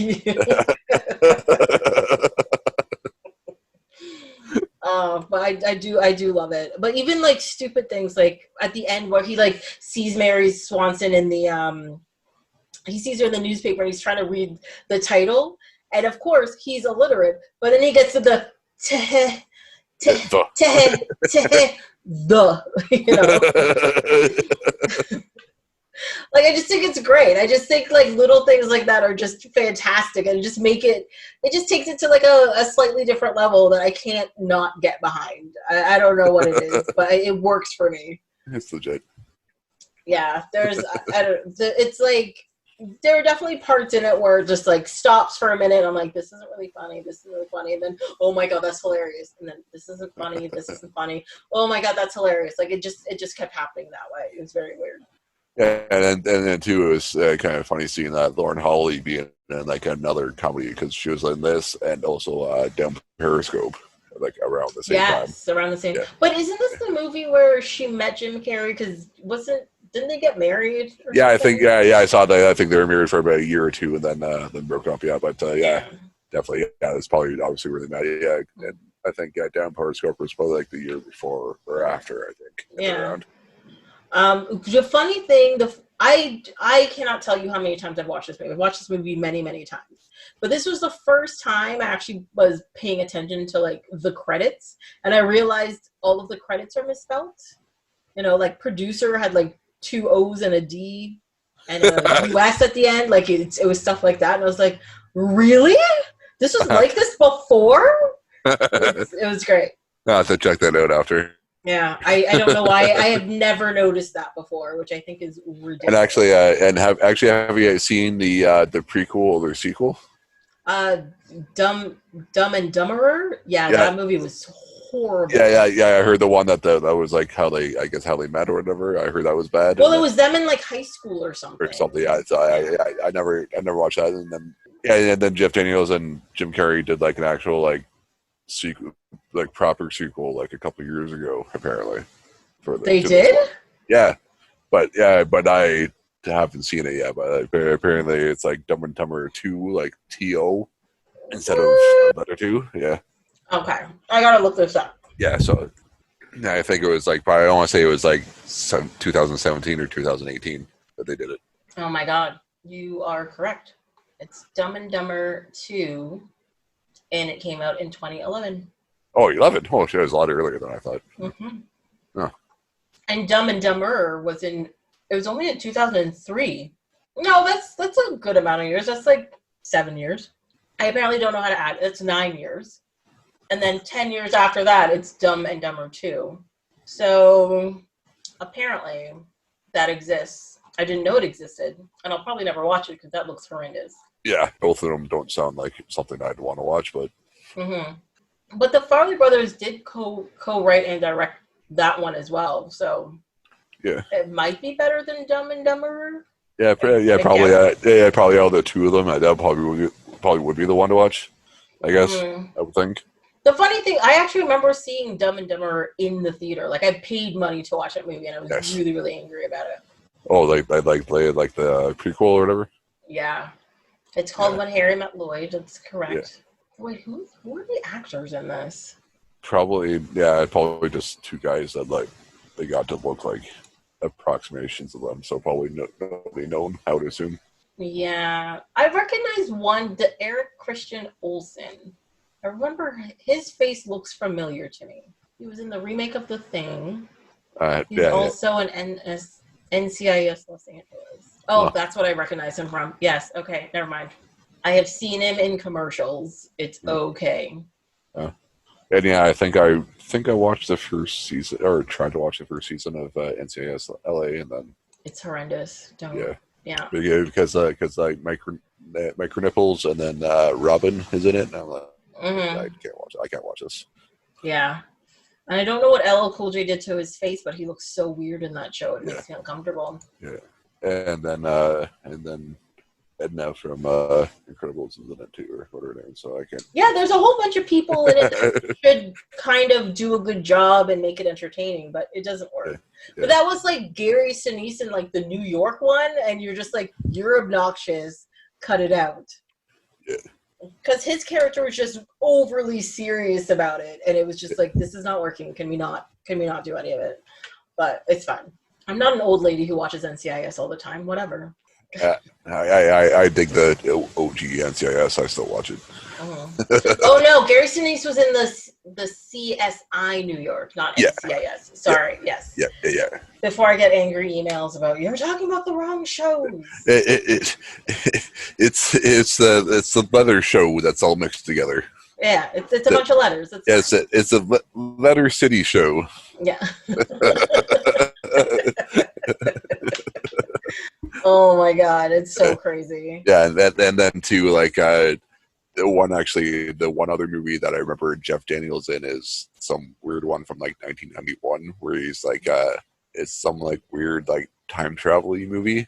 It's like called Timescape, and like recently widowed or whatever, and he's taken over this inn in some like little mountain like forest town, and then I think like a storm or something goes through the town, and then like the townsfolk need to like hang out at like the church or like the community center, and then a bunch of like rando people come to his inn to want to check in. So like they're basically like time traveling like people who like to watch like big accidents or whatever like happen and stuff. So like the big like explosions or like say like they probably go watch the Hindenburg crash or like the Titanic sink or sort of thing. So they're like time traveling, like almost like what the fuck the word I'm looking for is like they're like looking to watch things happen, like accidents happen, and again because like the church or community centers where like there's like a gas leak and it explodes when everyone's hanging out there, so they're there to witness that. So he finds one of their passports and like goes back a day to save everybody or something like that. Okay, so this is weird. Yeah. So the poster for the movie says Timescape, but if you look for Timescape on IMDb, you can't find it. But it is actually listed under something called Grand Tour: Disaster in Time.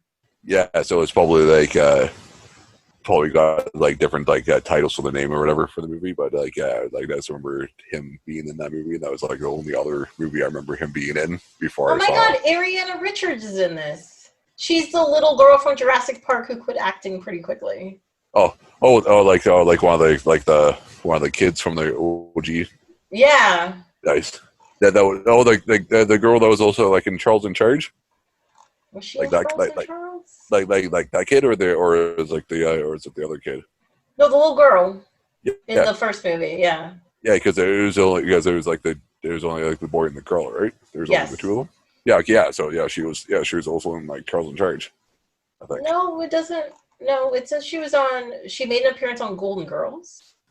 She was on a TV show called My Sister Sam. She was in Empty Nest. I remember thinking. She was in the movie Prancer. I actually didn't realize she was in this much stuff. I don't remember seeing her in anything else besides Jurassic Park. So like some like weird time traveling movie. That's like the movie I always think of. I have never heard of that movie before in my life. Yeah, because I think it came out like 1990 or 1991 or something like that. 91. Yeah, because I think I said before, like my parents used to like rent movies like all the time, so it was just one of those random movies that they just happened to rent, and that just stuck out in my head for whatever reason. Because I think it was like Jeff Daniels and somebody else I always mixed up in my head I always thought were like somebody else. Because it was like Jeff Daniels and Buddy that's in Independence Day. Who's like the president. Oh, really? That's Bill. That's Bill. Yeah, Bill Pullman. Yeah, like because I was younger, I always mixed the two of them up in my head, and I always tried for the longest time. I couldn't remember which one was which was when, and then finally I just kind of looked it up, and I'm like, oh, yeah, it's a. Wasn't Jeff Daniels the one who was also in like Arachnophobia? Possibly, yeah. Like and him and what's his face from Roseanne was in him as well. Yeah, he plays the Yeah, he's the one in Arachnophobia. Interesting. Yes, Jeff Daniel has an interesting career. I'll give you that. Yeah, because usually it's more serious movies, and then yeah, he was in Radio Days as well, and The Purple Rose of Cairo.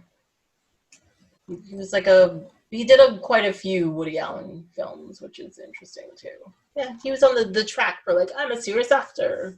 But yeah, most of his stuff after that was not really a lot of huge comedies, but some funny things. But mostly like midline drama-ish sort of stuff. Meh. Yeah, then he was in Fly Away Home. Mm-hmm. Other big movie that he was in that I remember. With like him and Anna Paquin, where he had to like fly the ducks back home or whatever, or the geese or whatever. Yeah.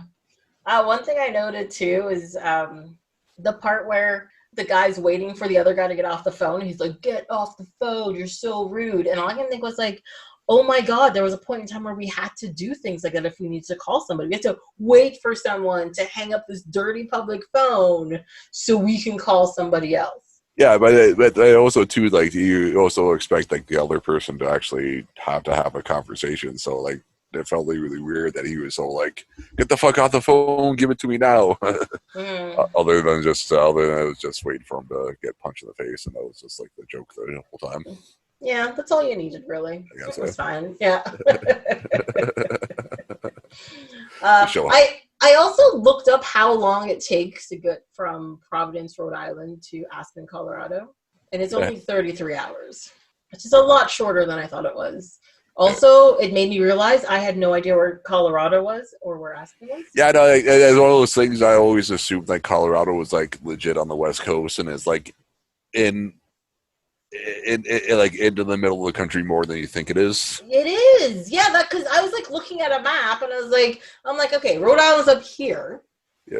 Well, I'm looking at like the West Coast for Colorado. I'm like, where's Colorado? I can't find Colorado. I finally like Googled so I could see the line. I'm like, Colorado's in the middle of the country. What are you talking? Yeah, this is crazy. Yeah, because I think part of it is probably because like in Canada at least, the Rockies is legit on the West Coast, so you just assume it follows the fucking coast, which apparently it doesn't. well, because they think the Rocky Mountains are on like a curve, right? So it comes exactly because inward. Yeah, so unless you actually look, you assume it will follow the coast, and you're like, why the fuck doesn't it do what I think it's supposed to? I was like, I know I'm bad at geography, but come on, I can't not be this that horrible. bad. Yeah. I was like, oh my God. Yeah, so I had to that's the reason why I found out how long it took, because I was just like, I need to find Colorado. Why can't I find Colorado? And I had to like look it up. And it's so ridiculous. Yeah, because I always assumed like Colorado was like above like California or something like that. Yeah, like as you said, like on the West Coast. Yeah, exactly. Yeah. Not. No, it 100% isn't. Yeah. And let's see. I must admit, like from the point they found that they had the money, they rented the car, and those snowsuits that they first come out with were masterpieces. Like they're art. I will tell you this right now. Yeah, like that, like the furry boots that Jim Carrey had on. Like I want those so bad, so badly. And I'm like, I don't even ski. I tried skiing once in my life. It was in high school. And before we were allowed to go on the hill, we had to pass an instructor. And he was just like, make your pizza. Stop by sliding this way. Okay, you can go on the hill. You won't die. I never made it past that point. He never told me I can go on the hill and not die. And by the end of the day, like it was like an hour left in the day, he's like, why don't you just go inside and have some hot chocolate? And I was like, fine. That was my experience skiing. You made it further than I did. I never made it on the hill because I knew I just fucking like go down and like run right into the fucking like hut or whatever the fuck it's called. Well, it was a school. It was like a class trip. Like it was like a gym class thing. And they're like, oh, it's winter. So usually we go ice skating. And that year, for some reason, they're like, we can go to a ski hill, and they rented like skis for us and all that kind of stuff. Like we were like 2 feet off, like up on this hill, and the instructor was like, make a pizza, do this. And I was like, okay, I made a pizza and I did that. And he's like, no, but you can go. And they'd all go like on the actual hill and go up and ski down. And then he'd be like, let's try this again. Make a pizza. Do this. I'd make a pizza and do that. I thought. And he'd be like, no. But you guys are doing it right. You do it. You guys can go on the hill. Okay, fine. You know? And I was just, that was me all day. Make a pizza. Go like this. Like, make a pizza. Go like this. Yeah, it was very nice. And then finally, I was like, I give up. Just go inside. Just go away. It's not working. Totally makes me think of that South Park episode. He's like, if you're French fry when you soda instead of pizza, you're gonna have a bad time. Exactly.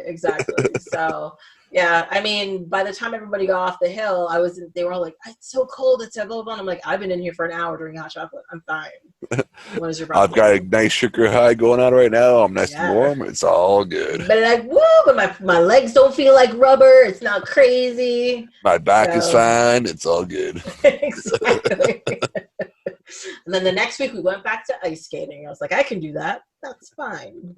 Yeah. So that's my so when people were like, let's go to Aspen, let's go skiing in the mountains, let's go doing this, and I'm like, no, I'm not allowed to up the mountains. That's not no, thank you.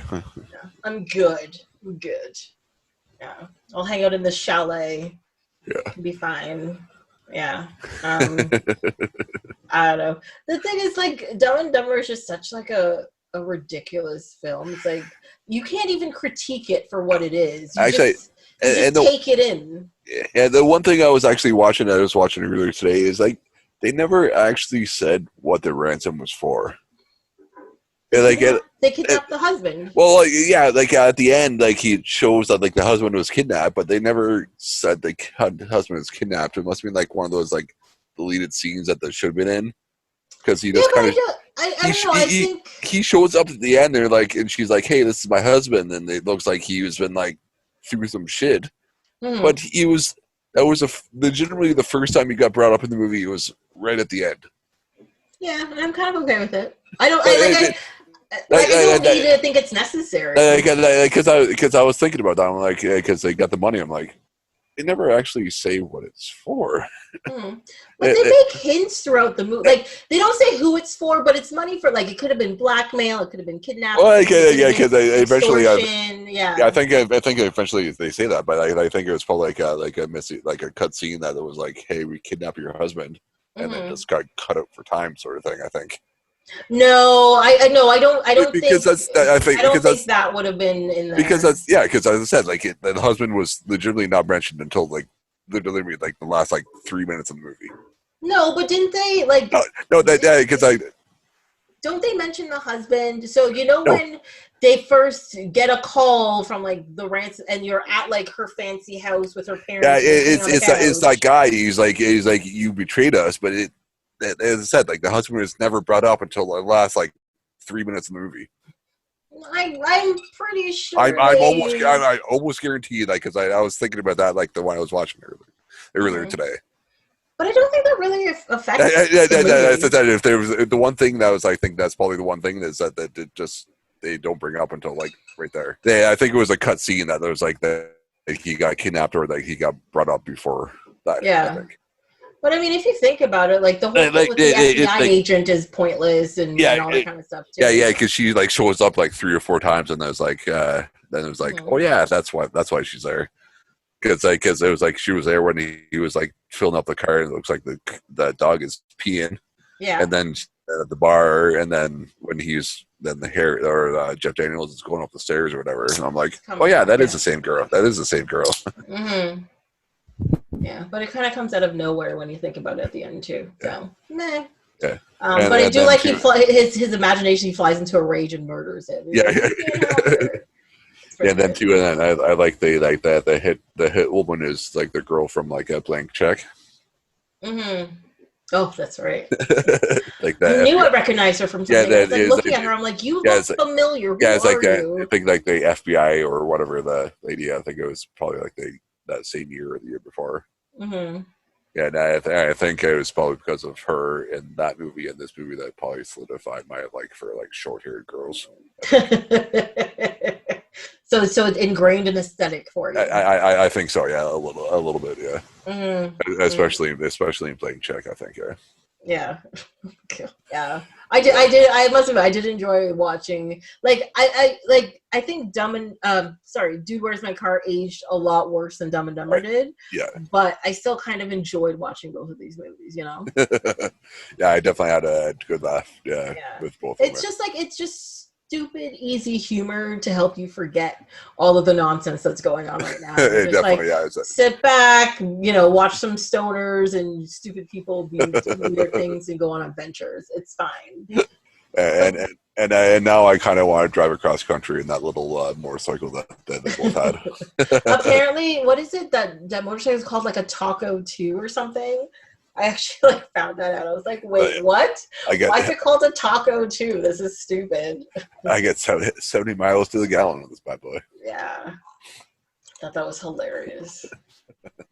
Where is it? Let me find the actual name for it, because I found the actual name for it and I was like, this is amazing. Yeah, the one part that was like freaking actually I thought was kind of gross is it's called a Taco 22. Taco 22. You're welcome. Yes. I want one now. Yeah. And apparently Steve Martin and Martin Short both turned down the role of Lloyd. Really? Yep. And I think it was I think Eddie Murphy was supposed to be in it originally as well, or something like that. Is it Eddie Murphy? Yeah, Eddie Murphy and Mike Myers were also considered. Interesting. Because that would have been like prime SNL for Mike Myers, right? I think. Yeah. Or just post. Mm-hmm. Depending on because I think remember Wayne's World was there. Yeah, Wayne's World would have come out around that time. Yeah. Hold on, when did Wayne's World come out? It was probably definitely 93 or 94, probably. Yeah, definitely. Wayne's World was 92, so yeah. So he was already sitting pretty. He was fine. Yeah. He didn't need to do anything else. Yeah, no, and that was one of the other movies that, like, for a while they were talking about doing the third movie for, which I'm kind of glad they didn't. Yeah, I know it's way too late for that, and it won't have the same feel. I like both of those movies. Like, they were on TV like a week ago, and I gladly watched both of them back to back. Not a problem. Yeah. Anyways, what are your final thoughts on these two movies? I definitely, like I said, like Dumb and Dumber probably aged a bit better than Dude, Where's My Car, but both were still funny enough to watch at least once. Yeah. Again. And as I said, I remember watching Dude, Where's My Car in the theater, so that was a good little.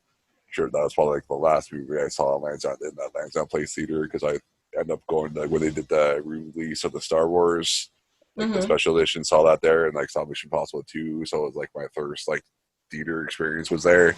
So it's probably, I think that was probably my last movie I saw there. So it's a nice little throwback to that. It's got a place in your heart. Which oddly enough, for Dude, Where's My Car does, yeah. Yeah. It's really weird how you have some of those odd memories of things. Exactly. It's just why is this the thing I remember from this thing? It's so weird. Yeah, and then plus too, just Dumb and Dumber was a huge year for Jim Carrey, so it was just a nail in the coffin for him, for not the nail in the coffin, just the nice little end of the year, and plus it was fucking hilarious too to see Jeff Daniels in there as well. Yeah. I love it. I always think it's great when comedians do serious roles, but I also think it's equally as great when serious actors let themselves just relax and do something do something fucking funny. Stupid, and it actually they pull off, and they pull it off. Because some of those serious actors, they can't do it. They're just not, they don't have the right timing, they don't have the right feel, they can't relax properly. But some of them, you're just this is gold. This is absolute gold. But it's always fun. It's always fun to think about. Well, thank you so much, Adam, for coming back and doing this episode. No problem. This was a good one to watch. So yeah, I hope you enjoyed doing it too. Yes, definitely. Cool. Well, that's it for this episode of Off My Shelf. Until next time, you can follow along on Instagram and Twitter at ohmyshelf, or you can send an email to ohmyshelf@gmail.com. On the next episode, we'll be talking about Ed Wood and Edward Scissorhands. Hope you'll be here to listen.